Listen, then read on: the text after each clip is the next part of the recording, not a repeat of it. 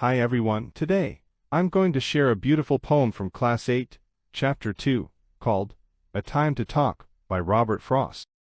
This video includes, brief introduction to Robert Frost, and his style of poetry, easy to understand or do version of the poem, line-by-line explanation in simple words, a clear and concise summary, following the exam pattern, important literary, poetic devices used in the poem, imagery, alliteration.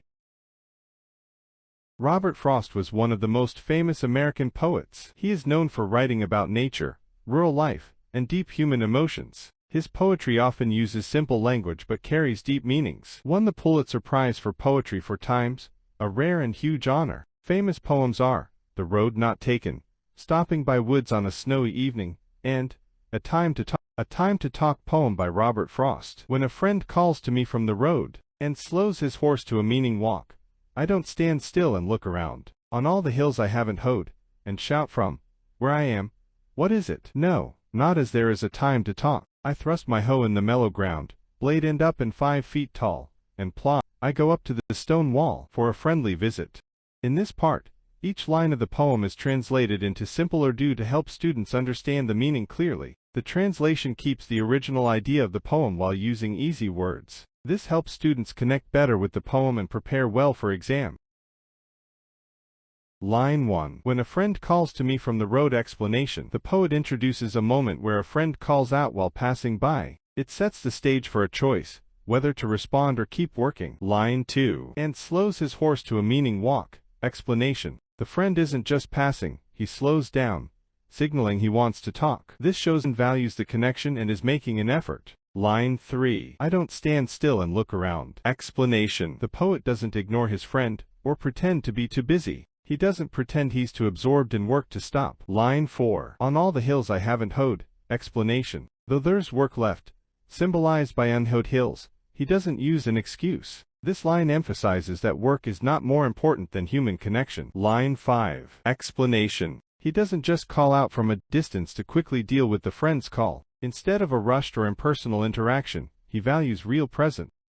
Line 6. No, not as there is a time to talk. Explanation. He recognizes that there's a right time to pause work and engage in meaningful conversation. Relationships deserve attention and time. Line 7. I thrust my hoe in the mellow ground. Explanation. He puts aside his tool, showing he's ready to stop working for now. This act symbolizes respect for the friendship. Line 8. Blade end up and 5 feet tall. The way he places the hoe suggests it will be easy to find later. This shows he's not abandoning work, just setting it aside temporarily. Line 9. And plod. I go up to the stone wall. Plod implies a steady, willing walk. He moves toward the friend calmly, not in a rush. The stone wall might symbolize a boundary between work and friendship that he chooses to cross. Line 10. For a friendly visit. Explanation. The purpose of this action is simple, to enjoy time with a friend. The poem ends on this warm note, reminding us of the importance of human connection over constant busyness.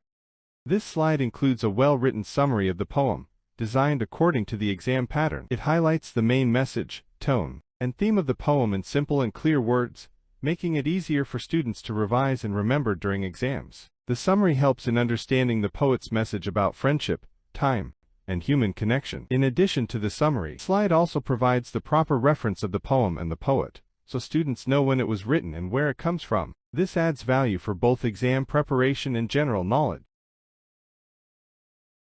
What is rhyme? Rhyme is when two words sound the same at the end. It makes the poem fun and musical. Example, rhyme is like, when we say, cat and hat, they sound the same. Example from the poem. Let's look at these lines. Blade end up and 5 feet tall, and plod. I go up to the stone wall. Wall and tall rhyme, they sound the same at the end.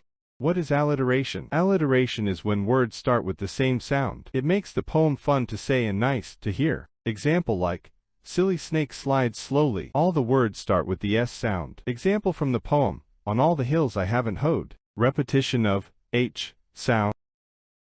What is imagery? Imagery means using words to make pictures in your mind. The poet helps us see, hear, or feel what's happening in the poem. It's like when someone tells a story, and you can imagine it like a movie in your head. Example from the poem. On all the hills I haven't hoed. Read the poem again and fill in the table by identifying and writing the types of imagery the author uses in the poem. In the poem A Time to Talk, the poet uses vivid imagery to engage the reader's senses. He incorporates visual, tactile, and auditory elements to create a rich experience. I hope you found this video helpful and easy to understand. If you learned something new today, don't forget to like the video, share it with your classmates, subscribe to my channel for more educational content. See you in the next lesson.